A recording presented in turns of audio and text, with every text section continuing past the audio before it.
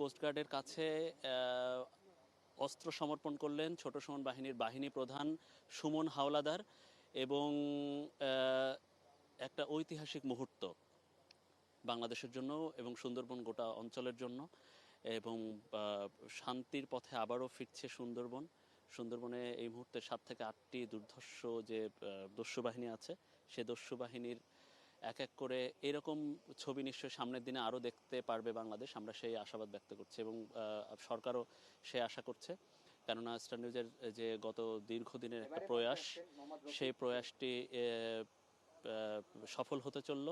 এবং আপনারা দেখলেন যে এই মুহূর্তে আরও একজন সদস্য তিনি অস্ত্র সমর্পণ করবেন এখানকার জোনাল কমান্ডার ক্যাপ্টেন মিসবাউল সাহেবের কাছে, এবং এরকম একে একে 7 জন সদস্য তারা আত্মসমর্পণ করবেন আজকে।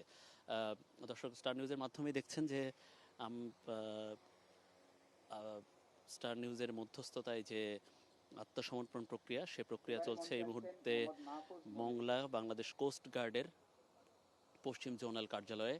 জোনাল কমান্ডার ক্যাপ্টেন মিসবাউল ইসলাম তিনি অস্ত্রগুলো বুঝে নিচ্ছেন, দেশীয় অস্ত্রগুলি। আসলে এই বাহিনীটি সম্পর্কে একটু বলতে চাই। এরা 2017 সালের দিকে একবার আত্মসমর্পণ করেছিল। পরবর্তীতে 2024-এর মাঝামাঝি এই বাহিনীটি আবারও সুন্দরবনে নেমে পড়ে।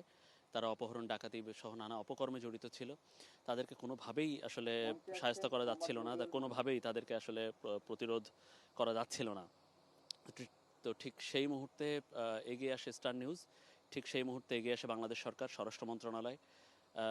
তারা কোস্ট গার্ডকে দায়িত্ব দেয় যে হ্যাঁ, যে এই বাহিনীর সদস্যদেরকে যদি শান্তির পথে ফেরানো যায়, তাদেরকে আইনি সহায়তা দিয়ে, তাদেরকে পুনর্বাসিত করে, যে কোনোভাবে সহায়তা করে, সেই প্রক্রিয়ায় ইতিবাচক সাড়া দেয় কোস্ট গার্ড। স্টার নিউজের মাধ্যমে প্রক্রিয়াটি শুরু হয়। এবং আরেকজনের কথা, যার কথা না বললে নয়, তিনি সিনিয়র সাংবাদিক মহসিনুল হাকিম।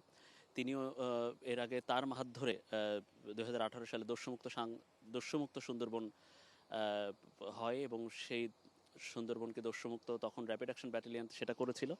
তো এইবার সেই প্রক্রিয়ায় যুক্ত হয়েছে কোস্টগার্ড, এবং কোস্টগার্ডের মাধ্যমে এই মুহূর্তে অস্ত্রগুলো বুঝে নিচ্ছে। ঠিক ঘণ্টাখানেক আগে আমাদের স্টার নিউজের মাধ্যমে এই কোস্টগার্ডের সদস্যরা, কোস্টগার্ড বাহিনী, এই বাহিনীর সুমন বাহিনীর সদস্যদেরকে আমরা কোস্টগার্ডের হাতে সমর্পণ করি, এবং অস্ত্রগুলোও তাদের হাতে বুঝিয়ে দেওয়া হয়।